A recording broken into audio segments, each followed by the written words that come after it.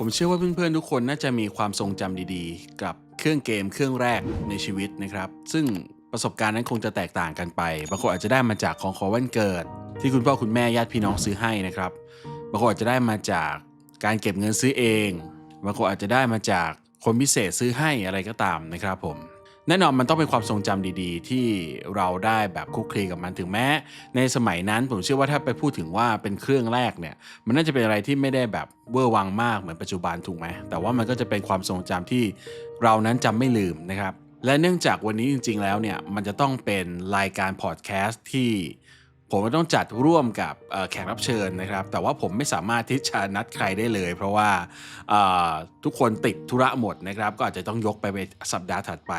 ผมก็เลยนึกถึงเรื่องที่ผมอยากจะเล่าให้เพื่อนๆฟังหนึ่งเรื่องนะครับแล้วก็เลยจัดมาเป็นพอดแคสต์แยกอันหนึ่งขึ้นมานั่นคือพอดแคสต์ Control Story นะครับซึ่งนี่ก็น่าจะเป็น EP ที่1เลยนะครับก็เป็นเรื่องราวที่ผมไปหามานะครับแล้วก็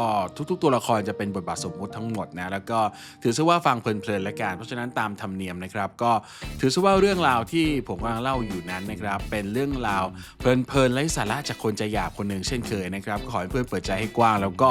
รู้สึกเพลิดเพลินไปกับมันนะครับในยามที่คุณกำลังรถติดกำลังขับรถกลับบ้านหรือกำลังทำอะไรเพลินๆว่างๆอยู่นะครับและขอให้ทุกคน enjoy กับเรื่องราวนี้นะครับผมก่อนอื่นต้องสวัสดีกันก่อนนะครับก็ยินดีต้อนรับทุกคนเข้าสู่ช่อง Talk Control นะครับตอนนี้เพื่อนๆอยู่กับผมตอง Talk Control เช่นเคยครับ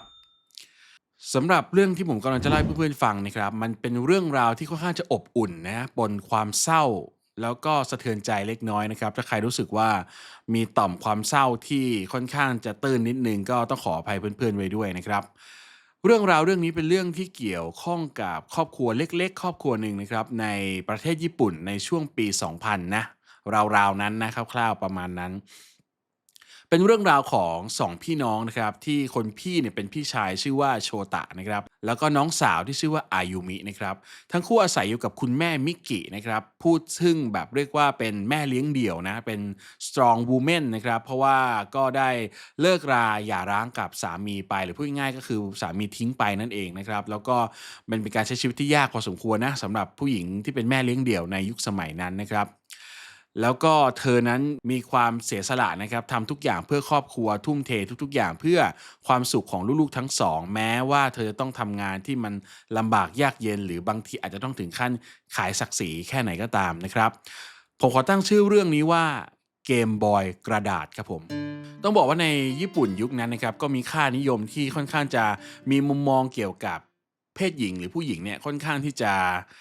อ่าอยู่ในชนชั้นที่ไม่ได้เท่าเทียมกันกับผู้ชายนะครับซึ่งจริงๆมีหลายคนบอกเหมือนกันว่าปัจจุบันก็ยังเป็นอยู่นะครับเพราะฉะนั้นในการที่ผู้หญิงตัวคนเดียวจะออกมาทำงานหางานทำเนี่ยเป็นอะไรที่ลำบากมากนะครับมันจะมีงานไม่มากนะเพื่อนๆที่ผู้หญิงตัวคนเดียวจะสามารถทำได้ซึ่งเพื่อนน่าจะพอจินตนาการออกนะเป็นรับจ้างนู่นนี่นั่นอ่ารวมไปถึงงานบางงานที่อาจจะต้องมีการขายศักดิ์ศรีมีการขายบริการอะไรแบบนี้นะครับ คุณแม่มิกิเนี่ยเขาก็เป็นคุณแม่เลี้ยงเดี่ยวที่รับภาระนะครับหลังจากสามีทิ้งไปตั้งแต่ลูกยังเล็กนะส่วนโชตะนะครับลูกชายคนโตเนี่ยก็อายุประมาณ9ขวบนะครับก็ต้อง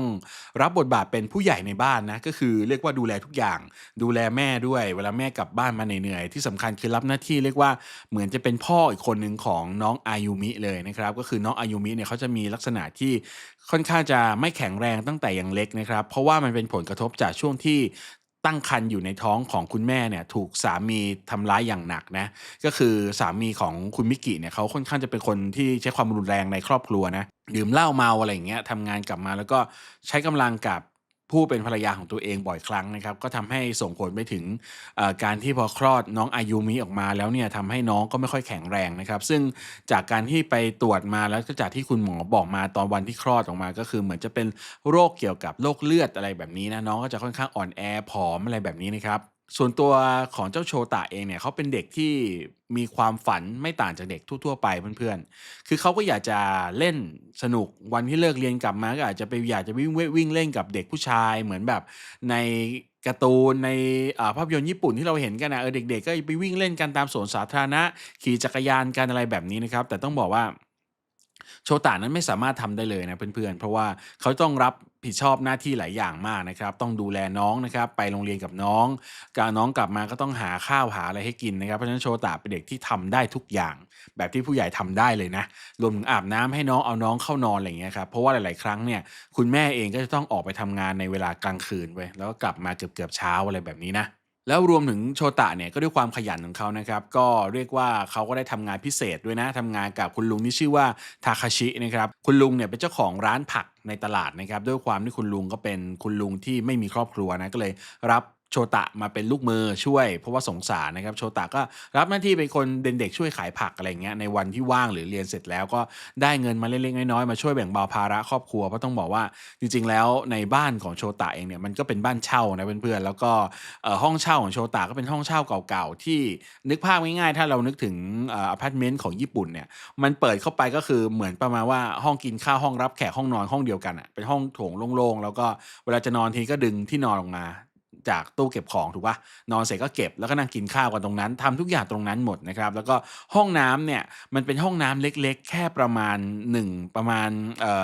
เมตรครึ่งคูณเมตรครึ่งอะไรอย่างเงี้ยโดยประมาณนะก็คือประมาณว่าวางชักโครกได้1อันแล้วก็เรียกว่าจะอาบน้ำหรือว่าจะทำธุระอื่นก็ต้องทำสักอย่างหนึ่งอะแล้วก็เข้าพร้อมกัน2คนไม่ได้อ่างล้างมือก็วางซ้อนๆกันอยู่แบบนั้นอะไรแบบเนี้ยเพราะฉะนั้นก็ค่อนข้างจะเป็นชีวิตที่ลำบากพอสมควรนะครับกับครอบครัวนี้แต่ต้องบอกว่าแม้ว่ามันจะลำบากยากเย็นยังไงโชตะก็ยังคงเป็นเด็กคนหนึ่งเว้ยเขาก็มีความฝันเหมือนกับเด็กคนอื่นๆนั่นก็คือเขาก็อยากที่จะได้เครื่องเกมบอยเว้ยเพราะว่าในยุคนั้นเนี่ยเด็กอายุประมาณโชตะเนี่ยก็มีเกมบอยกันในหลายๆบ้านนะครับแล้วก็หลายๆครั้งเวลาโชตะเดินผ่านร้านขายของหรือผ่านกลุ่มเด็กๆเหล่านี้ที่กำลังเล่นเกมกันอยู่เนี่ยก็จะมองอยู่เรื่อยๆนะครับซึ่งก็เป็นสิ่งที่น้องอายุมิเนี่ยเห็นอยู่บ่อยครั้งว่าพี่ก็คงจะอยากจะเล่นเหมือนคนอื่นแหละอะไรเงี้ยแต่ก็รับได้เขาเรียกว่าสัมผัสได้ถึงความที่พี่ก็รักเราแล้วก็มีความรับผิดชอบนะก็ไม่ได้สนใจมากก็แค่มองตามสัญชาตญาณเด็กนะครับแล้วสุดท้ายก็โอเคก็ต้องกลับบ้านนะแล้วก็ไปทำหน้าที่ของตัวเองต่อไปนะครับเวลาก็ผ่านล่วงเลยมานะเพื่อนๆจนถึงวันเกิดปีที่10ของโชตะก็คืออายุ10ขวบนะครับโชตะเนี่ยเขาก็นั่งกินข้าวเรียกว่าปาร์ตีวันเกิดเล็กๆแบบอบอุ่นกับคุณแม่แล้วก็น้องสาวนะครับในช่วงเวลาค่ำๆแบบเนี้ยช่วงเวลาเย็นๆค่ำๆอะไรเงี้ยก็นั่งกินอะไรกันเสร็จแล้วเนี่ยคุณแม่ก็ได้ถามกับโชตะนะครับว่าโชตะอยากได้อะไรเป็นของขวัญวันเกิดไหม เพราะว่าก็มันวันเกิดทั้งทีถ้าแม่พอจะซื้ออะไรให้ได้แม่ก็จะหาให้นะโชตะก็บอกกับแม่ว่าอ๋อผมไม่ต้องการอะไรหรอกครับเพราะว่าอยากจะเก็บเงินเอาไว้เพื่อที่จะช่วยเหลือแม่อาจจะต้องเผื่อเราจะได้มีบ้านใหม่กันแล้วก็ต้องเก็บเงินไว้รักษาน้องสาวด้วยคือเขารู้ว่าน้องสาวเขาป่วยอะนะแต่ก็ไม่ได้รู้รายละเอียดมากเหมือนผู้ใหญ่ว่าน้องเป็นอะไรนะครับผมแต่แล้วนะครับอยู่ๆน้องอายุมิเนี่ยก็ได้ลุกขึ้นมาหาพี่นะครับก็ได้พูดขึ้นมากลางวงนะครับว่าพี่โชตะอยากได้เกมบอยแล้วน้องอายุมิก็พูดกับคุณแม่นะครับบอกว่าเห็นหลายๆครั้งเลยที่พี่โชตะเนี่ยก็พยายามมองคนนู้นคนนี้มองเพื่อนเล่นอะไรแบบนี้ต้องบอกน้องอายุมิเนี่ยก็เป็นเด็กแค่แบบ4-5ขวบนะก็ค่อนข้างที่จะใส่ซื่อนึกอะไรก็พูดออกไปเลยอะไรแบบเนี้ยหลังจากที่บอกออกไปแบบนั้นนะครับคุณแม่มิกิเนี่ยเขาก็เงียบไปเพราะรู้ว่า ด้วยกำลังตอนนี้มันยังไปซื้อหาอะไรพวกนี้มาให้ไม่ได้นะต่อให้มีเงินเพราะว่ามันก็ต้องเก็บไว้จ่ายค่าเช่าค่าอาหารค่าอะไรก็เรียกว่าเลี้ยงเด็ก2คนอ่ะเพื่อนๆก็ค่อนข้างตึงพอสมควรนะครับแต่แล้วอยู่ๆเนี่ยน้องอายุมิก็ได้ลุกไปหยิบสิ่งหนึ่งขึ้นมาจากมุมห้องที่เป็นแบบมุมที่น้องนอนประจำอะนะเขาก็ไปหยิบมามันจะเป็นกระดาษแผ่นๆเว้ยแล้วก็ยื่นให้กับโชตะแล้วก็บอกว่าสุขสันต์วันเกิดนะคะพี่โชตะนะครับพอโชตะหยิบ สิ่งนั้นขึ้นมาปรากฏว่ามันเป็นกระดาษเพื่อนๆกระดาษที่ตัดเป็นรูปทรงแล้วก็วาดด้วยลายมืออย่างตั้งใจของน้องพร้อมกับระบายสีด้วยนะเป็นรูปเกมบอยที่เป็นกระดาษเพื่อนๆนั่นก็คือที่มาของเรื่องเกมบอยกระดาษนั่นเองนะครับก็เป็นสิ่งที่น้องอายุมิเนี่ยตั้งใจทำมากๆเรียกว่าแฮนด์คราฟต์ทำมือเนี่ยเพื่อที่จะให้พี่โชตะในวันครบรอบ10ปีเพื่อที่จะเรียกว่าก็ทดแทนสิ่งที่พี่อยากจะได้เป็นสิ่งเดียวที่น้องทำให้ได้ตอนนี้อะไรแบบเนี้ยแล้วก็ต้องบอกว่าโชตะรู้สึกดีใจมากนะแบบน้ำตาไหลเลยนะแล้วก็ทำให้มีความสุขในค่ำคืนนั้นมากๆหลังจากนั้นเนี่ยพอคุณแม่ต้องออกไปทำงานต่อใช่ไหมก็เด็กทั้งสองคนก็ต้องเข้านอนพร้อมกันโชตะกับน้องเนี่ยก็นอนเล่นเกมบอยกระดาษกันเว้ยวิธีเล่นของเขาก็คือเกมบอยกระดาษอันเนี้ยมันจะเป็น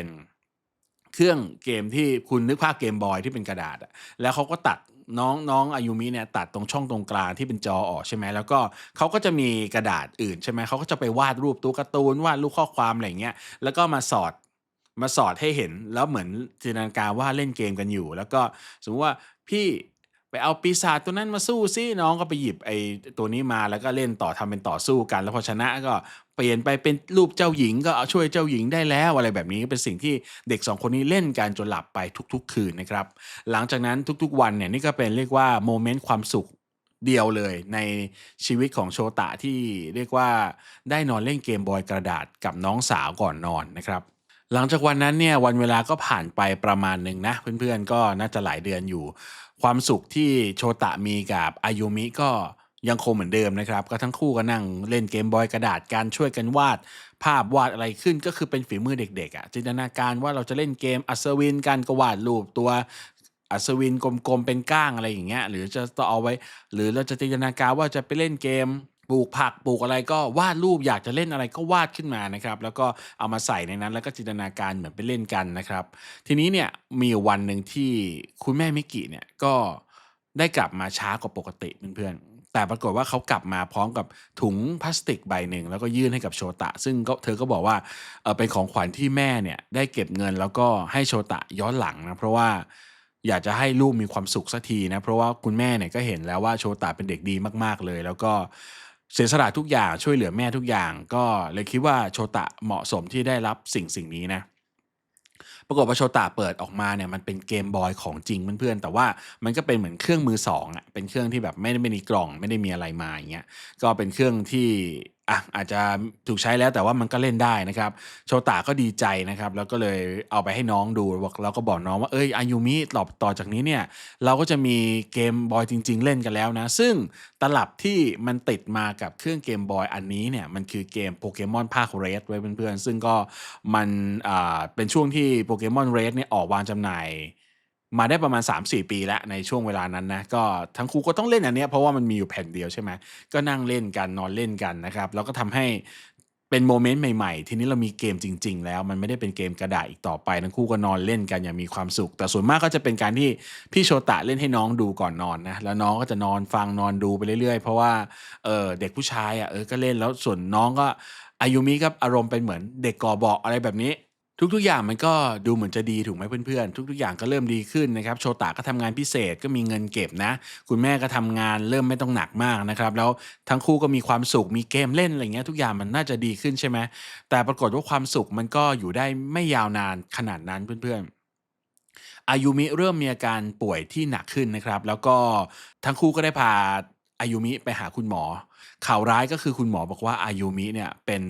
โรคมะเร็งเม็ดเลือดขาวนะครับผมซึ่งสามารถมีเวลาอยู่ได้อีกไม่นานนะครับโชตะแล้วก็คุณแม่เนี่ยต้องเผชิญความโหดร้ายพอสมควรเพราะคุณหมอเนี่ยก็บอกว่าอย่างมากเนี่ยก็อยู่ได้ไม่เกิน5-6เดือนแน่ๆนะครับทำให้โชตะนี่เรียกว่าเหมือนโลกมืดอะเหมือนแบบทุกอย่างแม่งถล่มหมดทุกอย่างที่วาดฝันไว้จะมีความสุขกับน้องเดี๋ยวน้องจะต้องหายนะแล้วก็มานอนเล่นเกมด้วยกันนะอะไรแบบเนี้ยก็เรียกว่ามันเหมือนมาลายหายไปนะครับโชตะนี่เรียกว่าร้องห่มร้องไห้เป็นเรื่องเป็นราวนะครับแต่ว่าต้องชื่นชมจริงว่าน้องอายุมิเนี่ยเป็นเด็กที่อาจจะร่างกายไม่แข็งแรงนะครับแต่ว่าสภาพจิตใจหัวใจของน้องเนี่ยแข็งแรงมากๆอายุมิก็พูดกับพี่นะครับว่าไม่เป็นไรหรอกในช่วงเวลาที่ยังเหลืออยู่เนี่ยเราก็จะได้นั่งเล่นเกมกันไงแล้วก็อายุมิก็จะต้องหลังจากนั้นอายุมิก็ต้องหยุดเรียนนะเพื่อนๆแล้วก็อยู่บ้านรักษาตัวนะครับก็มีการผลัดกันบ้างคุณแม่บ้างโชตะบ้างโชตะบางวันก็จะต้องหยุดเรียนแล้วก็อยู่กับอายุมินะครับสิ่งเดียวเลยที่ทำให้โชตะได้เห็นรอยยิ้มของน้องสาวได้เนี่ยมันก็คือการที่เขาเปิดเกมบอยเล่นเว้ย ก็ได้เปิดเกมบอยเล่นแล้วก็โชตะมีความสุขกับการเล่นเกมเนี่ยอายุมิก็จะหัวเราะนะครับถึงแม้ว่าร่างกายจะเจ็บป่วยตัวซีดแบบสภาพดูไม่ดีแต่ว่ารอยยิ้มก็เกิดขึ้นได้เมื่อเขาเห็นพี่ชายของเขามีความสุขนะครับทั้งคู่ก็ใช้เวลาแบบนั้นอยู่ด้วยกันแต่ว่าเวลามันไม่ได้นานขนาดที่คุณหมอบอกเพื่อนๆอายุมิมีชีวิตอยู่ได้อีกแค่ประมาณ2 เดือนกว่าๆเท่านั้นเองก่อนที่จะจากโลกนี้ไปนะครับในวันที่ ทั้งคู่จัดงานศพให้กับอายุมินะครับโชตะก็ได้นำสิ่งหนึ่งนะครับใส่เข้าไปในที่มือของอายุมิเพื่อที่จะเผาไปพร้อมๆกับศพของน้องนะครับนั่นก็คือเกมบอยที่ทั้งคู่เล่นด้วยกันทุกๆวันนั่นเองนะครับทีนี้เนี่ยคุณแม่ก็ตกใจนะก็ถามกับโชตะเหมือนกันว่าเอ้ยโชตะลูกทำอะไรเนี่ยทำไมถึงเอาเกมบอยเครื่องนี้ เผาไปกับศพน้องล่ะเพราะว่ามันเป็นเครื่องที่หนูรักไม่ใช่เหรอเพราะว่าก็เห็นเล่นทุกวันอะไรแบบนี้นะโชตะก็หันมาพูดกับแม่นะครับพร้อมกับถือเกมบอยกระดาษอีกอันไว้ในมือนะแล้วก็พูดกับคุณแม่ว่าไม่เป็นไรครับผมมีเกมบอยที่ดีที่สุดในโลกอยู่ในมือผมแล้วนั่นก็คือเกมบอยกระดาษที่อายุมิทำให้นั่นเองนะครับแล้วก็พูดกับคุณแม่ว่าเผื่อว่าอายุมิจะได้ไม่เหงาแล้วก็เราจะได้มีกันคนละเครื่อง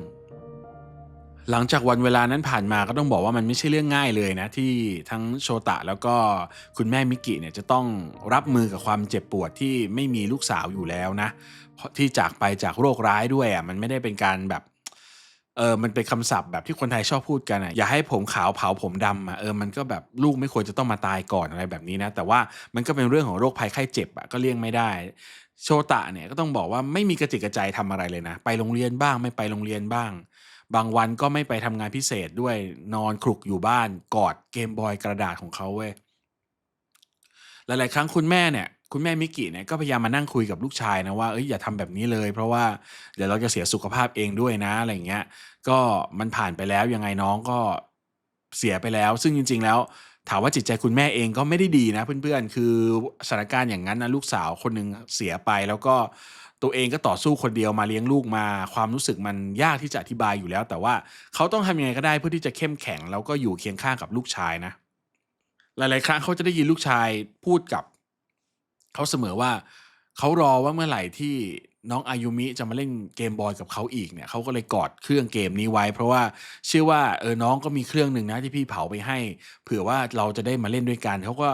ทุกๆวันที่นั่งกอดเกมบอยไม่ไปไหนแล้วก็ซมอยู่บ้านเนี่ยก็เหมือนเฝ้ารอสักวันหนึ่งที่น้องจะกลับมาเล่นเกมด้วยเหมือนเดิมอะไรแบบนี้นะซึ่งก็เป็นช่วงเวลาที่หดหู่พอสมควรมากๆนะครับ แต่วันเวลาผ่านไปเนี่ยหลายๆอย่างมันก็เริ่มเลือนลางนะเพื่อนๆแล้วก็คุณแม่เนี่ยก็ทั้งคู่ก็ได้ช่วยปลอบประโลมจิตใจกันเรียกว่าเป็นแม่ที่ก็เป็นคุณแม่ที่ช่วยให้โชตะ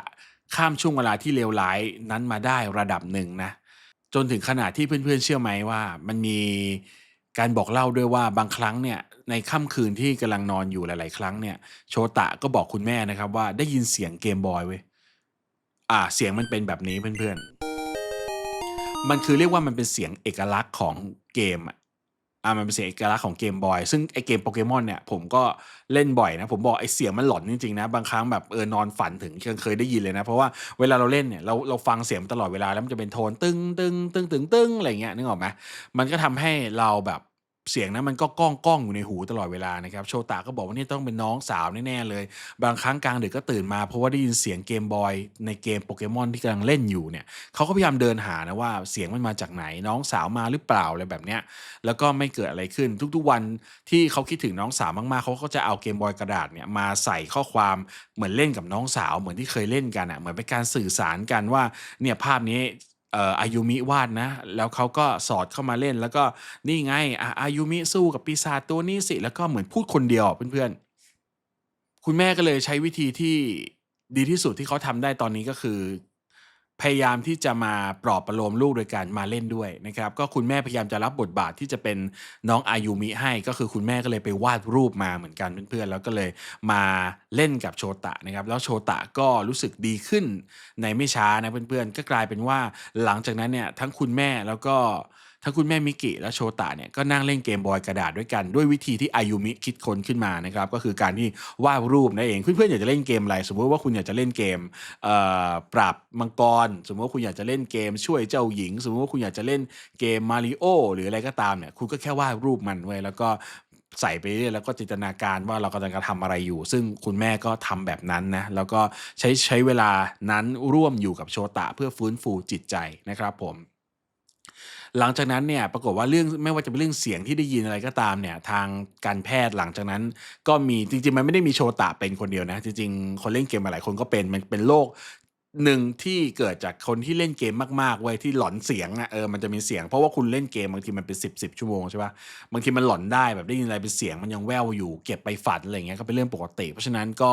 ไม่ใช่สิ่งเหนือธรรมชาติอะไรที่เป็นน้องอายุมิกลับมาอะไรทั้งนั้นนะครับก็กลายเป็นว่า ทั้งคู่ก็ได้ผ่านช่วงเวลาที่เลวร้ายกันมาได้ด้วยความที่คุณแม่ก็พยายามที่จะปรับตัวเข้าหาลูกนะแล้วลูกก็พยายามที่จะเข้มแข็งนะครับแล้วสุดท้ายเนี่ย โชตะก็ได้เปลี่ยนความเสียใจนั้นก็เป็นกำลังใจนะแล้วก็รู้สึกว่าน้องสาวเนี่ยเฝ้าดูอยู่เสมอนะครับและที่สำคัญมันจะมีอยู่ภาพหนึ่งก็คือในกลุ่มอัลบั้มภาพเกมบอยกระดาษของน้องอายุมิเนี่ยมันจะมีอยู่รูปหนึ่งเป็นรูปของพี่ชายก็คือพี่โชตะเนี่ยเขาวาดรูปและเขียนว่าโชตะแล้วก็เป็นรูปถือดาบแล้วก็มีผ้าคลุมและเขียนว่าผู้กล้านะครับซึ่งก็สมัยนั้นต้องบอกว่าญี่ปุ่นไม่ว่าจะเป็นการ์ตูนเกมอะไรๆก็ JRPG นะตัวละครเอกก็ต้องเป็นผู้กล้าเป็นนักรบอะไรแบบนี้ใช่ไหมเขาก็เลยรู้สึกเลยว่าน้องสาวเนี่ยมองเขาเป็นฮีโร่มาตลอดเป็นผู้กล้ามาตลอดเพราะฉะนั้นเนี่ยเขาจะมายอมแพ้หรือแบบมาโศกเศร้าอะไรอย่างนี้ไม่ได้เพราะเวลามันผ่านไปแล้วเขาก็คิดหลังจากนั้นเลยว่าเขาจะทำอะไรได้บ้างเพื่อที่จะให้ชีวิตครอบครัวดีขึ้นแล้วก็เพื่อที่ให้สิ่งแวดล้อมดีขึ้นให้ไม่ต้องมีใครมาเจอชีวิตแบบครอบครัวเขาอีกเว้ยเขาก็เลยเปลี่ยนตัวเองนะครับลุกออกจากบ้านตั้งหน้าตั้งตาตั้งใจเรียนนะครับวันเวลาผ่านไป5ปี10ปีนะครับจนโชตะเนี่ยเรียนจบนะในระดับที่เป็นคุณครูไว้สุดท้ายเขาก็ได้บรรจุเป็นคุณครูนะในโรงเรียนเด็กเล็กนะครับแล้วก็ใช้วิธีการสอนแบบที่เขาเติบโตมาคือเขาใช้เทคนิคของเกมบอยกระดาษเนี่ยไปสอนกับเด็กๆนะครับไม่พอแค่นั้นนะครับเขายังสนับสนุนช่วยเหลือมูลนิธิที่เด็กมีอาการป่วยจากโรคร้ายด้วยแล้วก็ช่วยเหลือคุณแม่นะครับในช่วงที่พอเขาเริ่มทำงานแล้วเนี่ยคุณแม่ก็จะไม่ต้องออกไปทำงานหนักแล้วนะครับแล้วก็เลยกลายเป็นคนที่เป็นผู้นำในการที่ช่วยเหลือเด็กที่ครอบครัวมีปัญหานะครับผู้หญิงที่ถูกทำร้ายจากสามีแล้วก็เด็กที่เรียกว่าเด็กที่กำพร้าเด็กที่ครอบครัวมีปัญหาครอบครัวใช้ความรุนแรงอะไรแบบนี้นะเพื่อนๆแล้วก็ที่สำคัญเลยก็คือช่วยเหลือเด็กตามโรงพยาบาลที่เป็นแบบมีเด็กป่วยโรคร้ายเยอะๆอะไรอย่างเงี้ยวิธีที่เขาใช้ประจำเลยก็คือใช้เทคนิคของเกมบอยกระดาษนะในการที่ช่วยเยียวยาจิตใจผู้คนเหล่านี้นะครับผมนี่ก็เป็นเรื่องสั้นๆละกันคือผมก็มือใหม่นะในการหัดมาเล่าเรื่องอะไรแบบนี้ก็คิดว่าเพื่อนๆน่าจะเอนจอยกันนะผมก็พยายามจะขัดเกลาให้มันแบบเข้าใจง่ายที่สุดแล้วก็ผมพูดรู้เรื่องที่สุดแล้วนะก็เป็นว่าเรื่องนี้จริงๆสำหรับใจผมเนี่ยผมอ่านหลายรอบแล้วผมชอบมากเลยนะเรื่องเกมบอยกระดาษเนี่ยก็คิดว่าเพื่อนๆน่าจะชอบเหมือนกันนะครับแล้วก็ถ้าเกิดเสียงตอบรับของวิดีโอแนวนี้ดีขึ้นนะก็ทุกๆอาทิตย์ก็จะพยายามหาอะไรมาเล่าให้เพิ่มกันละกันนะครับส่วนเรื่องของข่าวก็จะมีเหมือนเดิมนะเรื่องของแขกรับเชิญถ้าผมนัดได้แล้วก็ทุกอย่างตรงกันก็จะมีให้เพื่อนๆดูกันเหมือนเดิมเช่นกันนะครับผมก็เอาเป็นว่าสำหรับเรื่องราวเกมบอยกระดาษก็จะจบลงแต่เพียงเท่านี้นะครับก็ขอให้เพื่อนๆ enjoy กันนะครับและสุดท้ายนี้นะครับขอให้เพื่อนๆดูหนังฟังเพลงดูซีรีส์อย่างมีความสุขนะครับและอย่าลืมแบ่งเวลาให้คนที่คุณรักด้วยและรักษาสุขภาพด้วยนะครับผมส่วนอันนี้สนับสนุนง่ายๆด้วยการกด subscribe กดไลค์กดแชร์ด้านล่างนี้นะครับแล้วกดกระดิ่งกุ้งกิ้งด้วยนะแล้วก็ไว้เจอกันใหม่ในคลิปถัดไปนะครับสำหรับวันนี้ผมตอง Talk Control ต้องขอลาไปก่อนครับผมบ๊ายบาย